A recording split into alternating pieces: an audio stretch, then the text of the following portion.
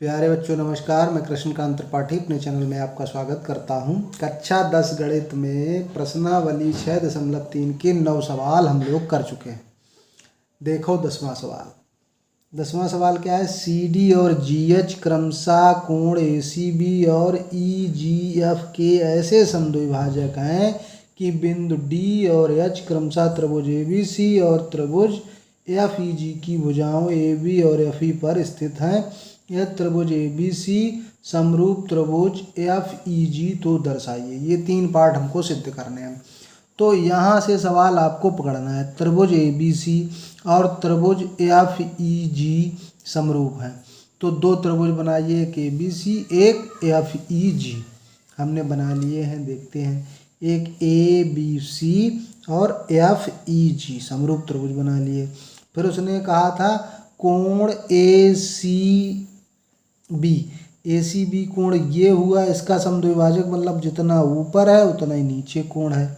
इसी प्रकार FGH का FGH कोण ये हुआ, उसका समद्विभाजक ये है।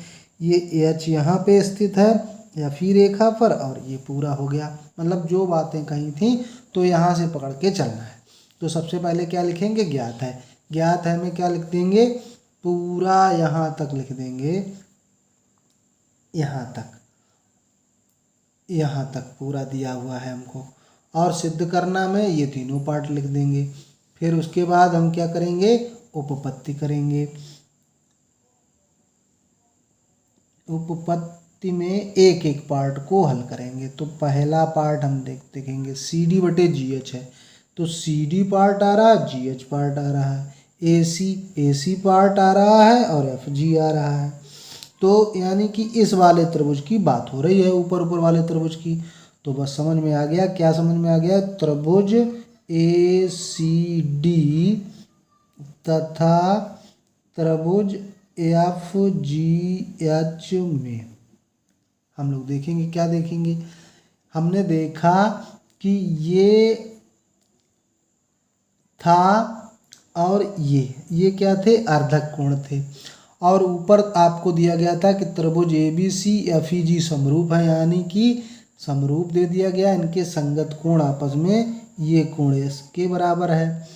कोण A बराबर कोण F क्यों बराबर है, चूंकि लिख देंगे त्रिभुज ABC समरूप त्रिभुज FEG, ये तो दिया है हमको।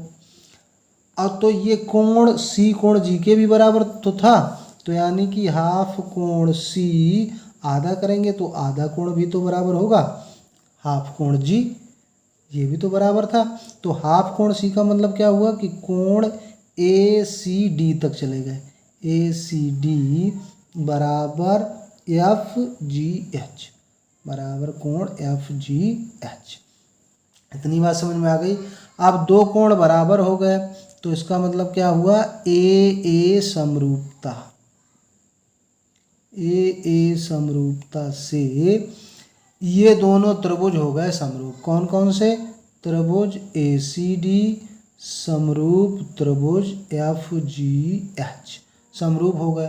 समरूप हो गए तो इनकी संगत भुजाएं बराबर होंगी, यानी कि अतः CD इसकी ये भुजा ली तो इसकी ये आ जाएगी GH बराबर इसके पहले वाले 2 अक्षर AC, तो इसके पहले वाले 2 अक्षर FG। ये पहला पार्ट हो गया हमारा सिद्ध।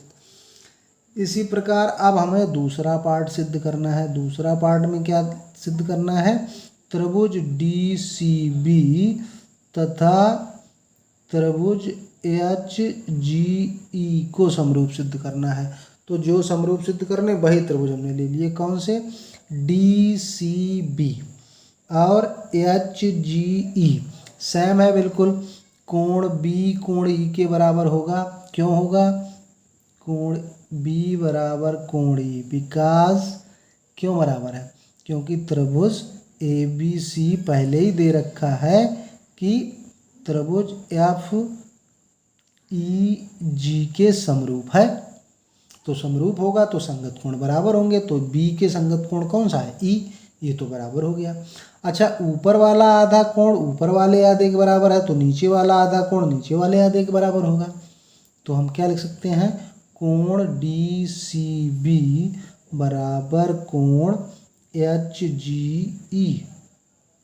हाफ कोण हो गया ये। तो इसमें भी कौन सी लग गई, AA समरूपता लग गई। दो कोण बराबर हैं तो तीसरा तो अपना ही आप बराबर हो जाएगा। समरूपता से त्रिभुज DCB समरूप त्रिभुज HGE। क्लियर, सिद्ध हो गया, ये समझ में भी आ गया होगा क्या हम बता रहे हैं। अब तीसरा है त्रिभुज DCA तथा त्रिभुज लेना है HGF। कौन सा लेना है, त्रिभुज DC और A, ऊपर तक जाना है, DCA और HGF।